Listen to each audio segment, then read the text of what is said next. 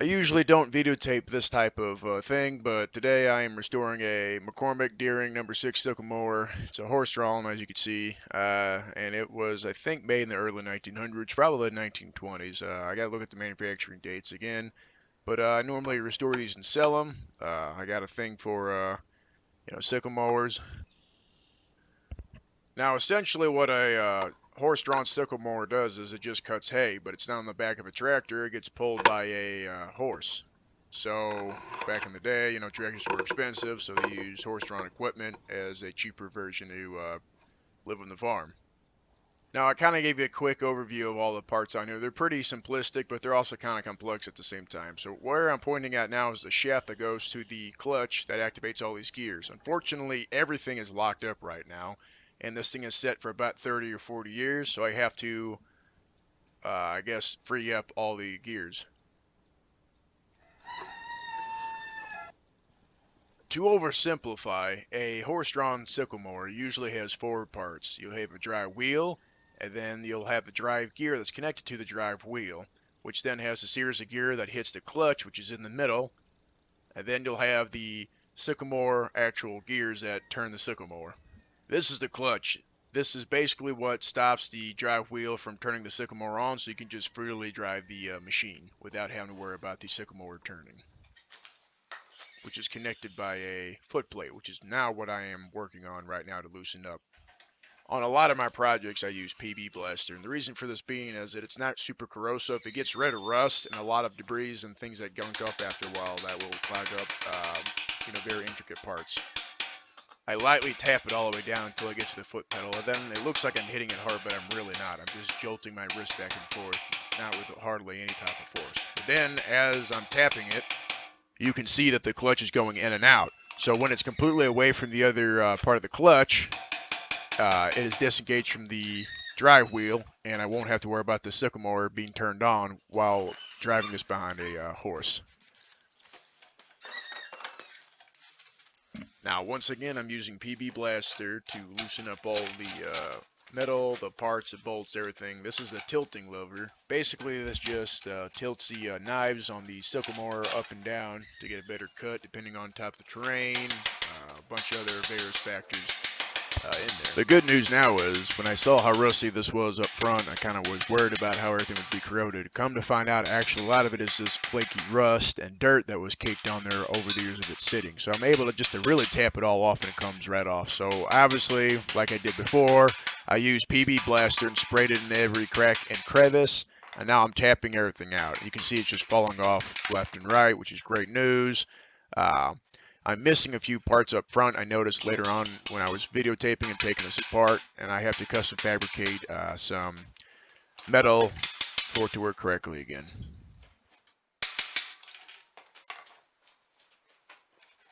You can see the water pouring out of it as I'm loosening up the rust, and the holes that were plugged up are now free of debris, so water's coming out of the frame. So basically what I'm doing is I'm pulling on a bunch of stuff and I'm hammering on it nonstop, trying to get everything loose. I don't like rushing these things. I like letting the PB Blaster work while I'm freeing up a bunch of levers and other various things on the machine and give it time to soak in the rust. And this is the lifter arm, and this is supposed to lift up the actual bar of the sickle mower into the position you see now. The reason why it's standing up now is because it's rusted in the upward position. So once again, I'm just going around tapping everything, trying to make it loose. Nothing's really working, but it's a very long, drawn-out process. You can see how I put my fingers in the up position when I'm pushing down and far away from the blades, because once in a blue moon, these will actually kick back if they're loose. So I'm trying to loosen up the actual bar and throwing all the dirt and debris out. I finally got it loosened. Usually this takes a lot longer than it actually did, so I got lucky there.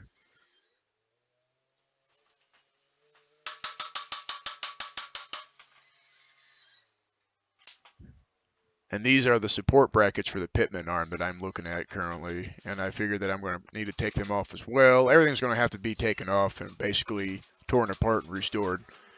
Usually only takes me about a day or two to do all that.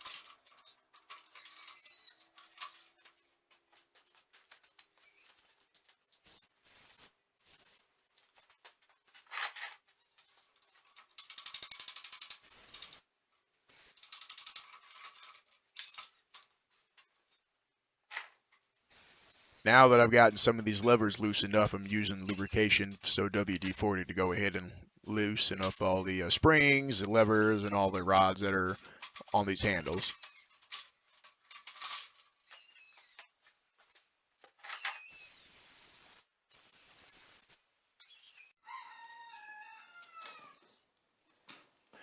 This is where the wooden pitman arm would go, and basically it goes in between these two metal brackets with bolts going through it to hold it in place. Obviously it's wood and it rotted away a long time ago. Uh, Unfortunately, I had to use an impact driver to go ahead and get some of these bolts off, which they came off pretty easy, which I was happy about.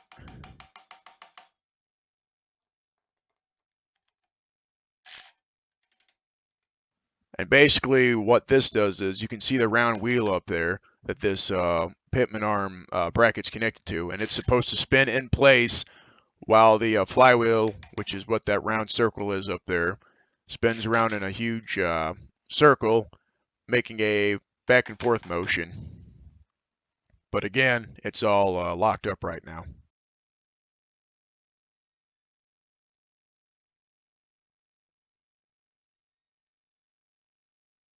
Usually when I restore a lot of these old machines, I try using the original hardware. If not, I try getting the hardware that looks identical to it. But when it comes to the sickle mowers, I'm a little bit paranoid. I've seen the horrible side of the accidents that come along with these machines. So usually, like these square bolts, I just replace them with a lock washer with a lock nut, um, just to be extra safe. I guess back in the day they didn't really use a lot of the precautionary things that we do nowadays, so they kind of just put bolts on. And again, it's been around for almost 100 years or so. So you'll have a bunch of farmers that put on hardware that probably shouldn't be on there in the first place.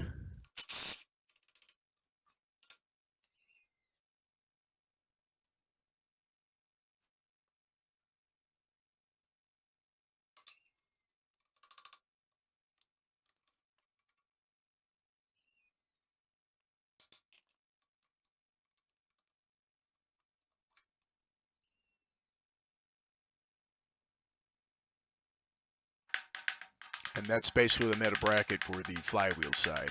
Now I'm working on the metal bracket for the pitman arm on the sickle bar side, which is a little bit more difficult to get to, but you can see that there's a big steel ball in the middle that two of the metal brackets will go on either side of it and connect to it to form a clamping motion around the steel ball, which essentially acts like a pivot point in a way.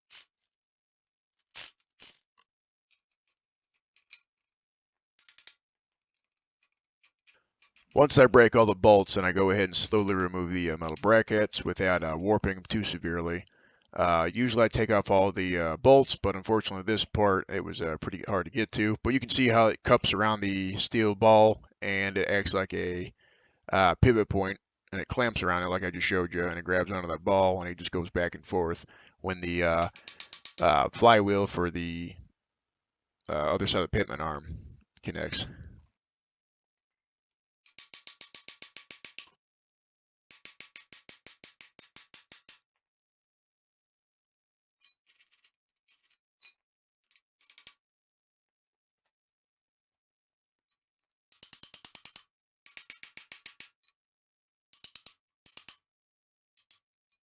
And again, I just slowly tap everything back and forth to get it to grind out the rust, the dirt, debris. And once it gets loose enough, you should be able to do it by hand when nothing's connected to it.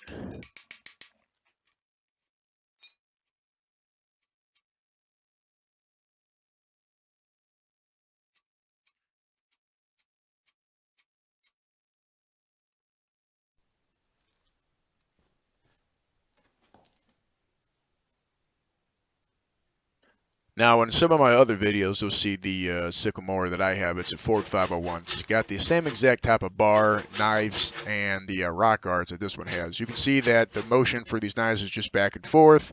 While you're going forward, it goes back and forth at incredibly high speed and cuts the grass, or hay, essentially, actually. And the knives go in between these rock guards that you see that acts as a shear point, which will cut the grass. And again, just because it's old and rusty and has a bunch of barnacles on it does not mean they're not sharp at all.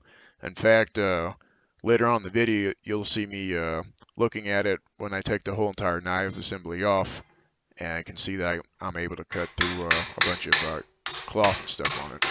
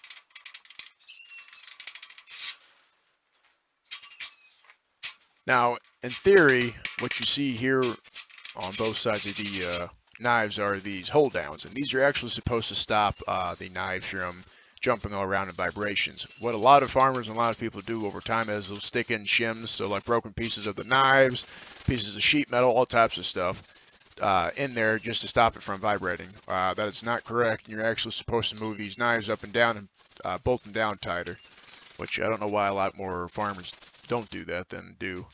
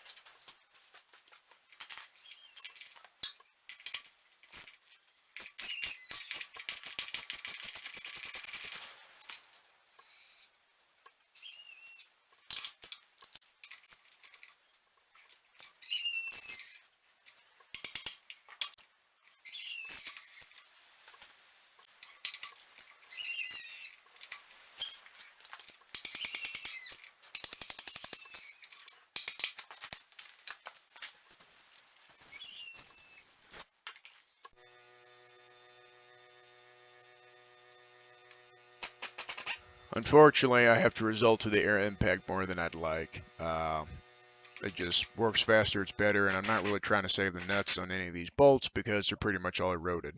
So I go ahead and just lightly tap it, and the nuts usually come right off.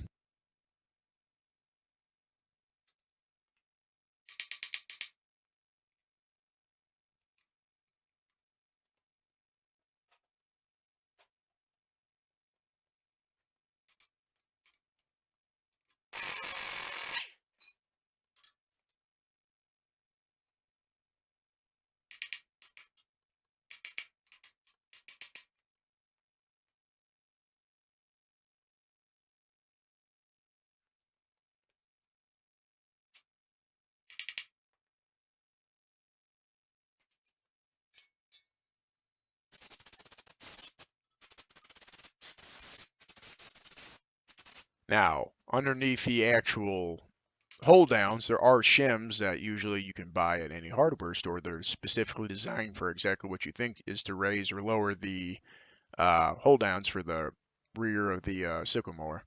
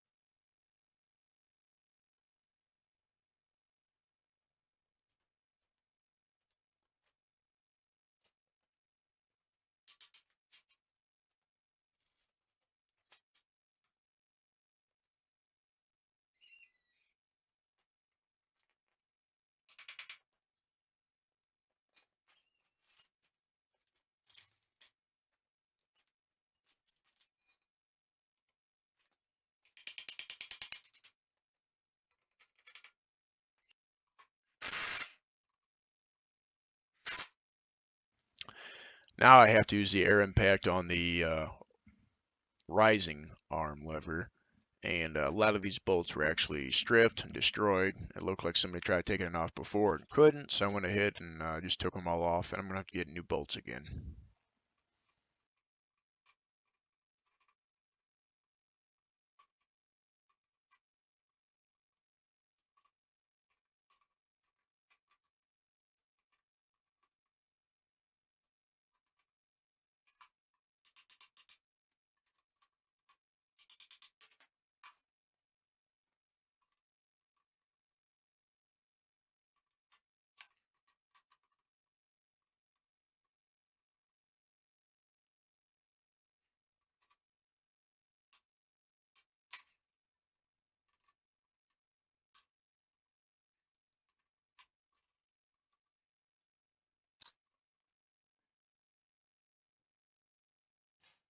Once everything's up, I went ahead and removed the whole entire lever, and I just put it to the side for now, and I'll have to clean it at a later time, which will probably be in the second part of the video series of restoring this.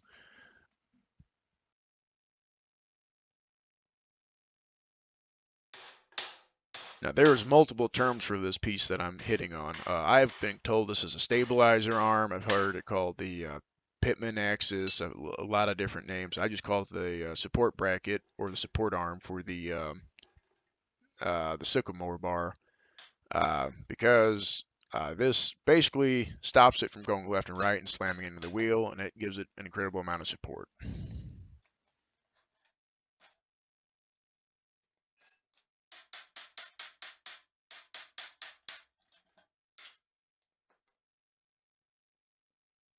Once I hammered it off and made sure it was all loose and everything was getting off, I then went ahead and detached the lifting arm bracket.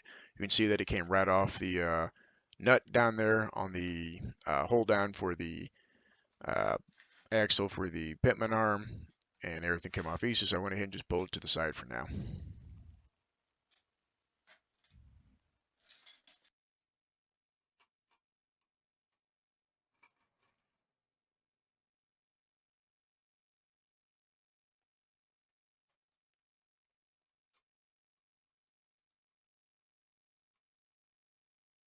So now I'm trying to get the tilting arm off so I can go ahead and completely clean that bar up again, make sure that everything is okay.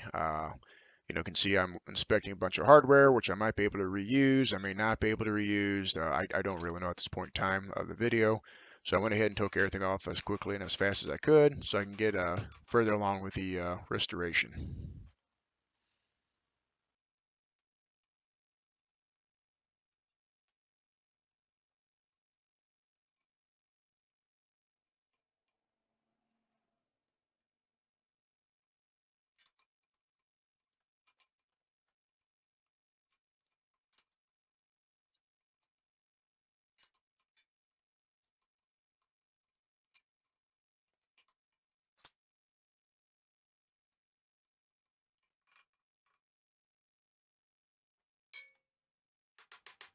Now, once I got that lever off, I went ahead and removed it as well.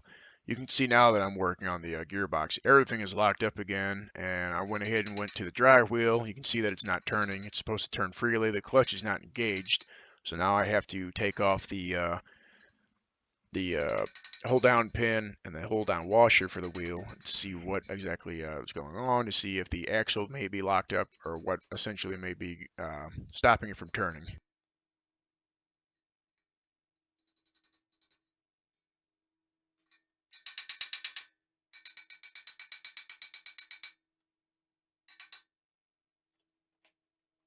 So I didn't show the whole process of freeing up the wheel because it took me about 2 hours, and I didn't think you guys wanted to see a hold down crush down video of me freeing it up. But essentially I went ahead and banged it enough, got enough PB blaster and lubrication in there where I was able to freely turn the axle again.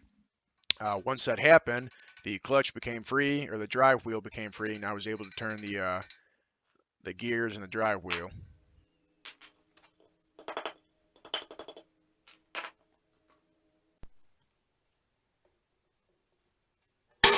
You can see that the clutch is disengaged, and that's, obviously the cover for it. But as you can see, the gears go up and down if the wheel is turning, but I'm turning the frame, so that's why it looks like that right now. But now that that's freed up, we can get to work on the actual drive gears for the Sickle mower.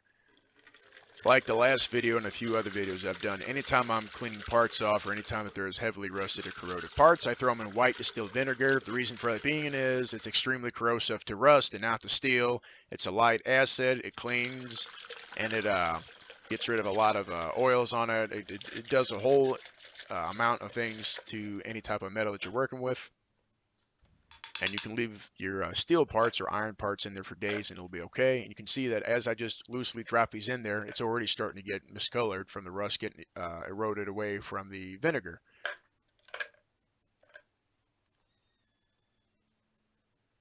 This doesn't really damage various metals, but non-ferrous, such as like, aluminum, bronze, brass, stuff like that. It can damage it over time. Steel, it kind of takes a lot longer for it to actually do that. But you can just see as I'm loosely throwing this stuff in that it's starting to turn brown, more and more and more brown.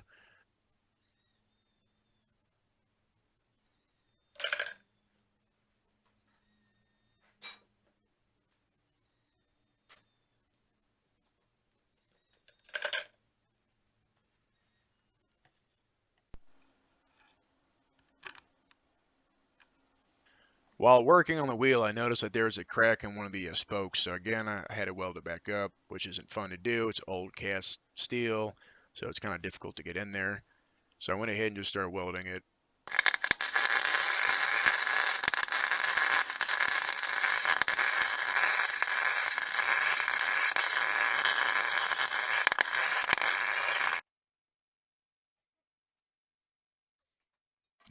So now that the wheel and everything was taken care of, I tried to get the flywheel to rotate, and it actually started rotating once I let it sit for about a day with PB Blast and WD-40.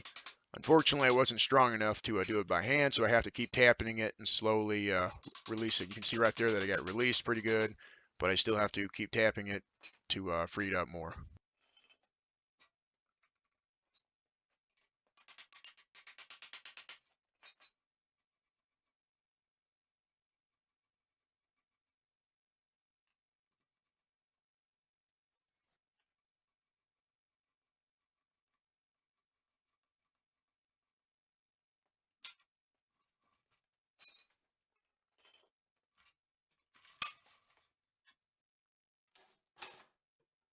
And there you go.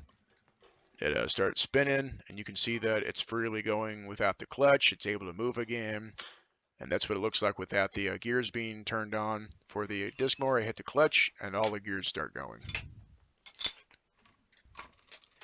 Now, with that being said, I now have to get the pitman arm bracket and assembly off the flywheel because it's rusted solid and it won't come off the shaft.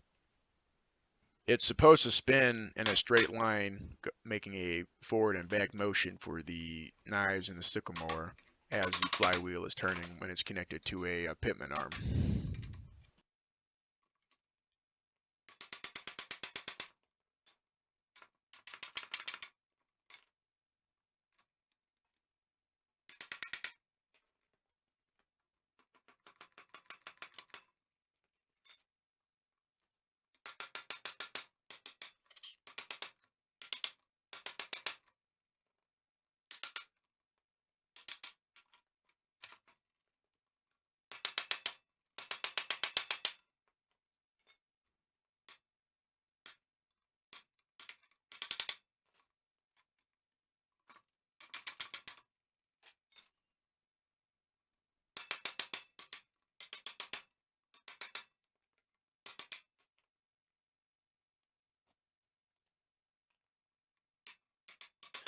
Now, one of the things that I should have probably been a little bit more careful of is thinking that this was steel on steel in here, but turns out they actually had a bushing in here that was bronze, which is kind of actually odd because most of the time the bushings that would be used would be brass or some type of copper.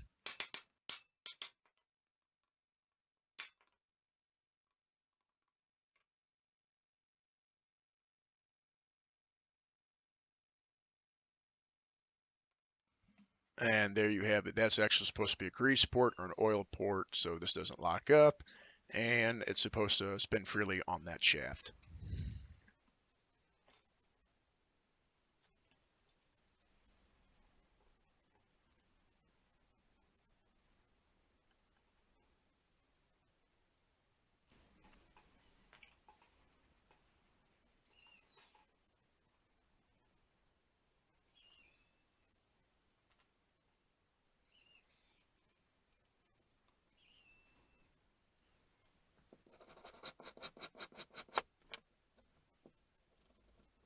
And this was about 2 days worth of sitting in the white vinegar, and you can see that I just lightly brushed it and then boom, it's steel again. It looks almost brand new again. And this is a cast part, so it's not going to have that stagnant steel on it. You can see that the top one I brushed and cleaned off, and the bottom one was the one I haven't even touched yet. Unfortunately, these are a little bit more pitted and corroded than I would like, but they'll still hold the pitman arm. They're not dangerous. They're not cracked through the metal. There's nothing wrong with them. They're just ugly. So I once again am brushing this off, and you'll see the product of sitting in vinegar while being wire brushed.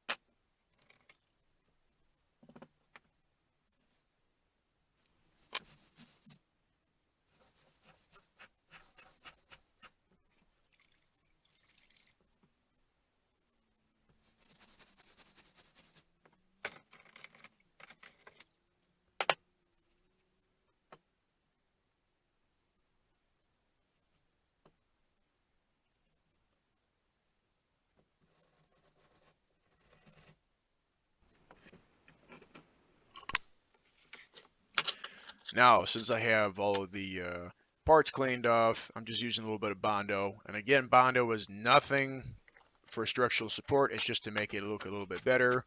Because these are, the pitman arm holders are out in front, and people are going to see if they're pitted, and they're kind of gross looking. So I went ahead and cleaned out the bolt holes, made sure everything was okay. I kept putting on the pitman arm brackets, but you can see that the Bondo dried pretty quickly, and this is extra strength. So I guess for movement stuff. So I went ahead and sanded it down with 600 grit, which was way too light duty. So I needed to get a little bit more round and smooth. So I went ahead and went down to 320, and then I went back up to 600 again, and I went ahead and just smoothed it out.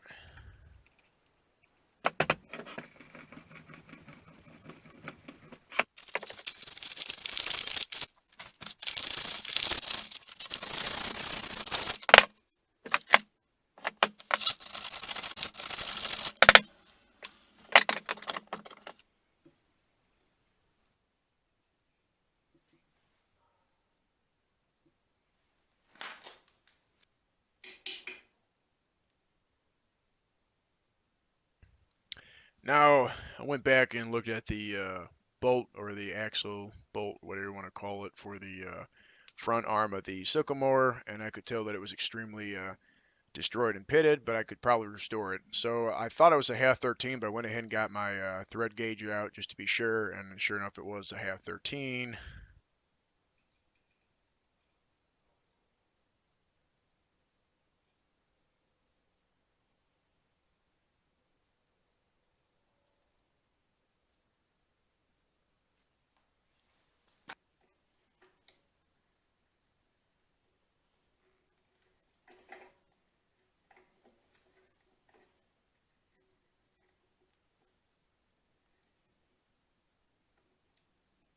So I got my die out for the half 13. I centered it, did all the things you were supposed to do, and I went ahead and started rethreading the threads.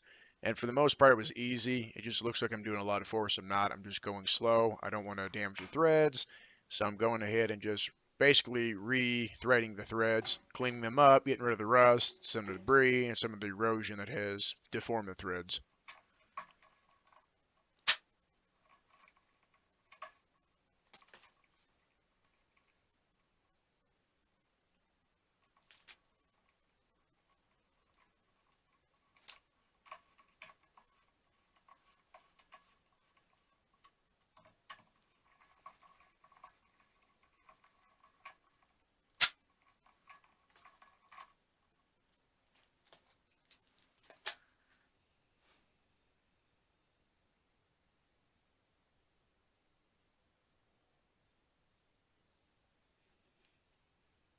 And now you can see the shiny new threads, and I'm looking and inspecting to make sure they're not super damaged. And when I looked at it even closer, it looked like they're almost brand new again. It was kind of funny. So I went ahead and just make sure there's no burrs, looked at everything, and then I went ahead and tried the nut.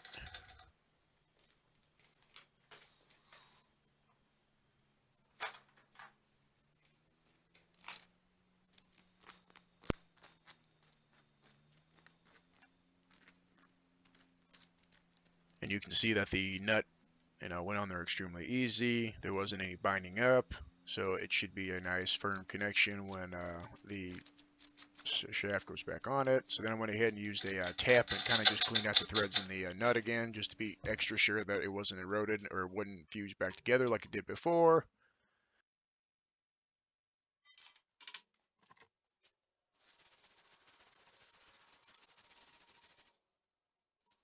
So then I went ahead and went to the sycamore. I flipped it over, and you can see that the skid plate was pretty eroded, and underneath it had an incredible amount of dirt. So as I was clearing it away, I went ahead and I started seeing all the bolts for the hold down knives and the shims and everything. And I started, looking to make sure there wasn't any major cracks. It was still structurally sound. Everything was all right, and it seemed like it was all right. So I went ahead and wire brushed the dirt away. Nothing was too destroyed.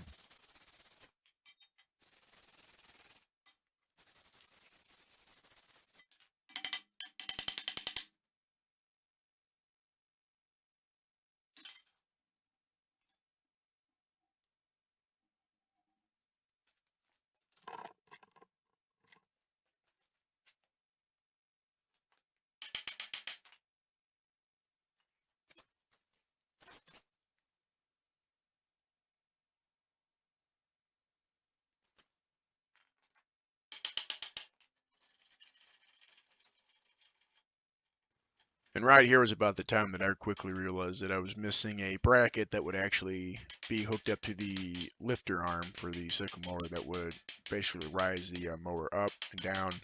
And realized I was going to have to get a piece of plate steel and start drilling holes and try making that work out again. But I went ahead and freed up everything here, so it'd be an easy lift.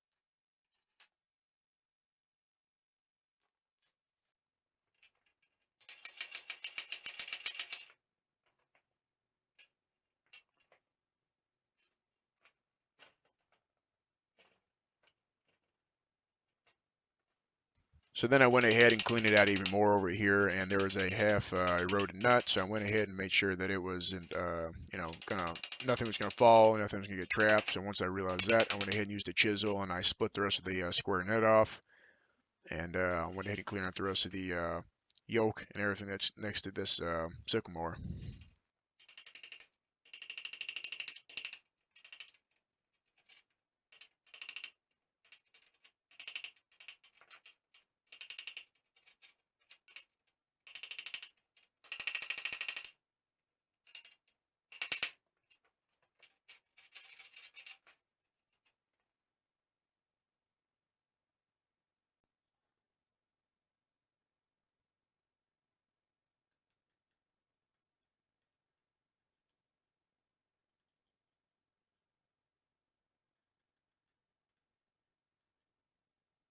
I didn't show the whole process, but again, I just went ahead and rethreaded the bolts here with my die, and it took me probably a good 45 minutes to get all these bolts that were sticking through the plate to be rethreaded for an easy amount of thread action when you went to go put the bolts back on. Now for this, I went ahead and lightly sanded the shaft that pitman arm bracket hookup assembly was on. I went ahead and just smoothed it out with 600 sandpaper, and I kept polishing it, made sure it was nice and pretty, and I put it on to where it was nice and smooth for the assembly. You can see that it still binds up right there, and I wasn't happy, so I went ahead and kept polishing up until it was nice and smooth again.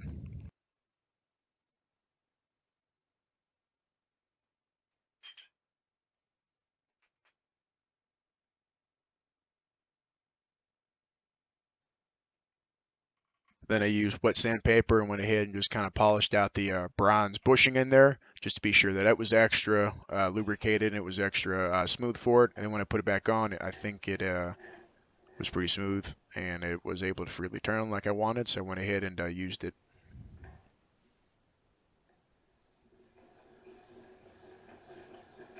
Now in this demonstration, you can see that it freely spins around in place. So what will happen is when the metal bracket is connected to the pitman arm, you can see that it goes back and forth. Well, if you have a pitman arm connected to the mower, it goes back and forth in a straight horizontal line, causing the knives to go back and forth. And it worked out pretty well over here. Then I wanted to show you the front of it. So as you can see, I tried kind of showing with my hands, but you can see it's in a straight line. It kind of goes back and forth. I couldn't really do it, so I just acted like my left hand was a pitman arm, and it goes in a circular motion, but it's still in a straight horizontal line for the mower to go back and forth. Now the teeth, when I took it off the bar, you can see that they're incredibly eroded, like I had said earlier in the video. They're kind of disgusting.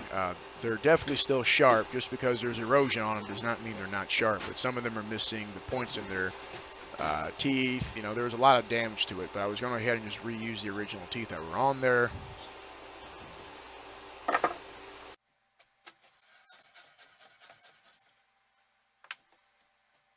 Now this is a special file. It's not coarse at all. It's actually extremely fine. I use it a lot when I'm sharpening knives or sharpening old blades, scythes, sickle mower, stuff like that.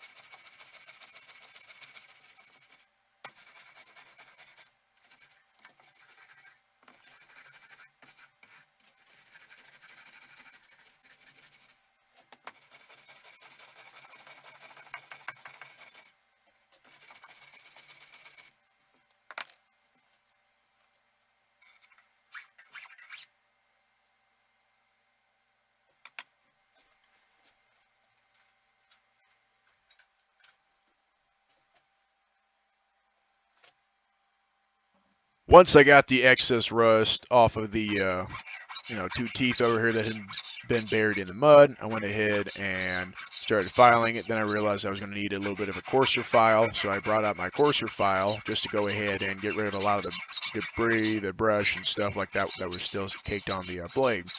I'm going in one circular motion, I'm not going back and forth with the file, I'm just going down in one, but it looks like a straight line, but it's really an oval that I'm going in. You can see even from this angle that there's chips in that blade, so I'm trying to smooth it out and go ahead and file it as quickly as I can and make sure there's no burrs on it and whatnot.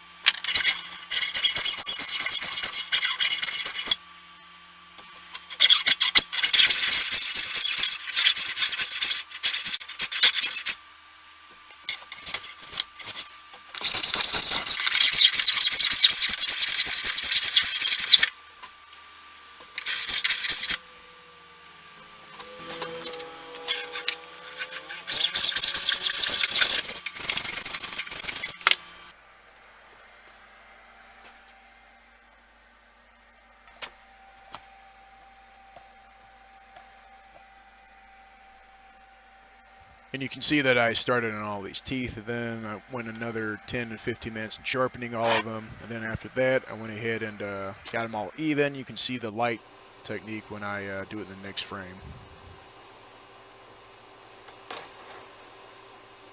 And I got them pretty razor sharp. You know, I like having sharp teeth on a sickle mower. It makes the job a lot easier when you're cutting hay, and just it's all around an easier job. So this is the disassembly of the sickle mower number 6, and you can see here that I got the teeth razor sharp. I'm just gracefully just barely dragging across the ground and cutting it. So the next part 2 of this video series will be me reassembling it, cleaning it up even more, and painting it. So if you like this, and tell me what you want to see more of. If you want more details, let me know in the comments. Thanks.